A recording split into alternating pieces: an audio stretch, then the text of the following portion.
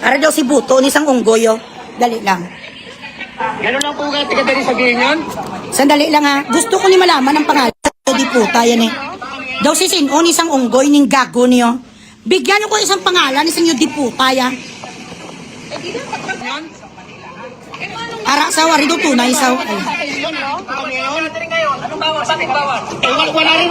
Wala rin nagsabi kahapon sa amin na may ganon. Oo.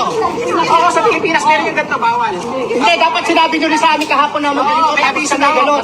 Eh ngayon kung saan kami galing, wala naman kami natatanggap na kahit ganon. Ano dito, paano po yan?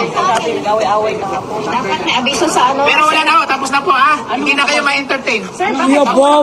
Magsumbong na kayo sa magsumbong sa Oo, gani. Bilating iloy kagit sakon. Ang Manila ho ang nagsasabi, walang pondo. Sige, problema. Sa Manila. Walang pondo ha. Tsuras ang amo. Oh. Sige, i-record mo. Kahit magsumbong na tayo sa Pilipinas. Sige, Okay. Hindi nila kailangan magsumbong sa Pilipinas, masumbong na sa Bugres, kay Bugres. Ikaw ang diputa ka nga chimpansi, kang gago, kang unon ka. Bilatsing iloy mo, how hard is it for you to be kind? Tigil ka po, Pilipino, bakit kailangan ka magyabang gago? Ang karidkit mo dito, hindi mo pa gani naalis ang bilatsing iloy, kaway kagapang lugod. Ang itsura mo nga dubaho, kailok nga bad Breton.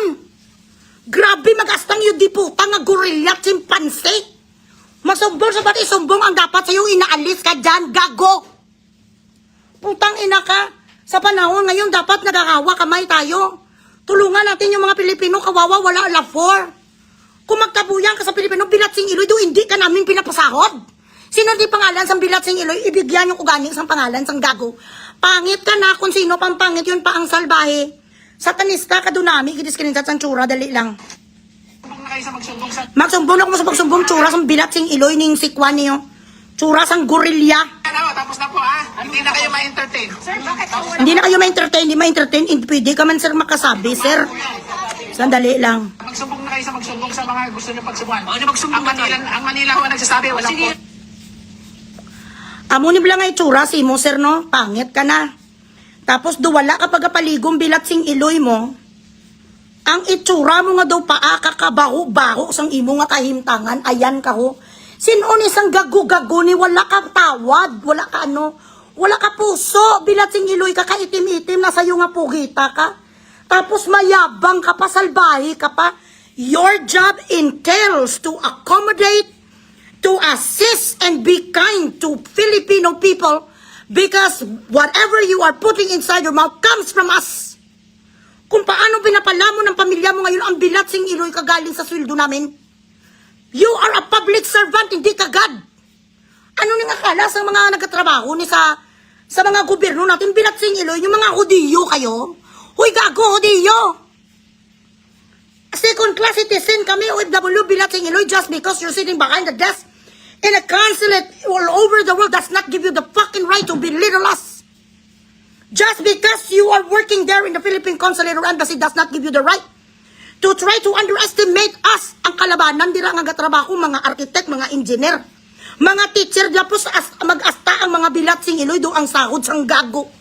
Ang itsura mo nga daw paa, kang gago ka. Sana kung mag-ballistic missile, ikaw ang una-una nga maigo. Itong problema, kung kita lahat nagatrabaho sa mga gobyerno, do mga sibuto, ang mga iyudiputa, ano ilang paligo ka sa isang araw, 50? Tapos sa mga OFW, bilatsing iloy, once a year ka panibin? Ang yayabang nyo. Senator Bongo, ang yayabang sa mga iyudiputa, they do not belong in this fucking job. They belong in the fucking pantry. They belong in the fucking toilet. If they do not know how to handle people who are in distress, if they do not know how to accommodate Filipinos who does not even know where to go, na isa lang pwede namin puntahan, consulate, tapos putang ina, pagtabuyan pa. Kung sino dyan ang presidente, kung sino dyan ang embassy, you have to be an idiot if you still keep this piece of shit. Pag nandyan pa ning gago, ning ulok-ulok nga pugita, kung hindi mo ni sa pag-terminate, gago ka din. You have to be a moron to keep this motherfucker. This person does not belong in the fucking embassy. Wala siya empathy sa Pilipino. He does not feel for our countrymen. Why do you put people who does not have a heart? Ang pag-hire sa kanila, ano ang first and foremost, alam ko to bilatsing iloy kasi dito, Kami na ang nagakwa, naggumagawa sang ibang policy sang embassy, minsan may nakakalusot sa amin nga mga rules and regulations and policy of embassy. So I know and I read a lot. Meron before sang hiring sa Philippine Consulate natin dito, kag nakalagay doon ang job description, isn't it? That you made an oath and you signed a contract, nag-promise kayo to be of service to the Filipino people.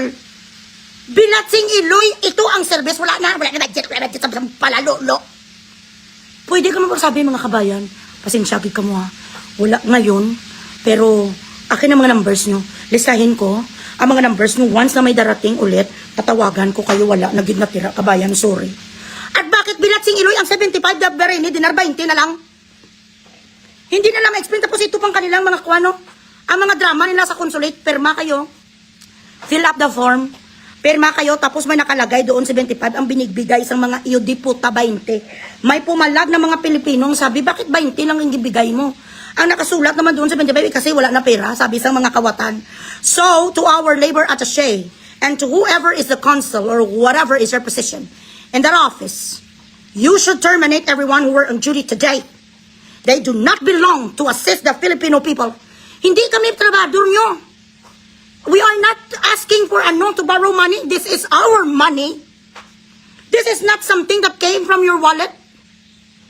This is not something that we are supposed to beg. Pinaghirapan namin to, di contribution namin to. Putang ina, saan na pupunta ang mga OCC, OIC? Yung mga certificate of churorot, ginapabayaran, saan na pupunta Bilatsing Iloy ang travel tax? Tuwing pumupunta kami sa abroad, saan na pupunta ni mga IOD puta ni ang mga, what you call das, dos, pidos. Saan na pupunta IOD puta ang lahat ng taxes sa Pilipinas? Kung hindi sa mga sahod sa mga government workers natin. Ang yayabang yung Bilatsing Iloy nyo, pugita naman mga kulay, hindi mga kayo Snow White. Now, whoever is the Consul General of Bahrain, you need to change your staffs there because it simply shows that they do not deserve to be in that position.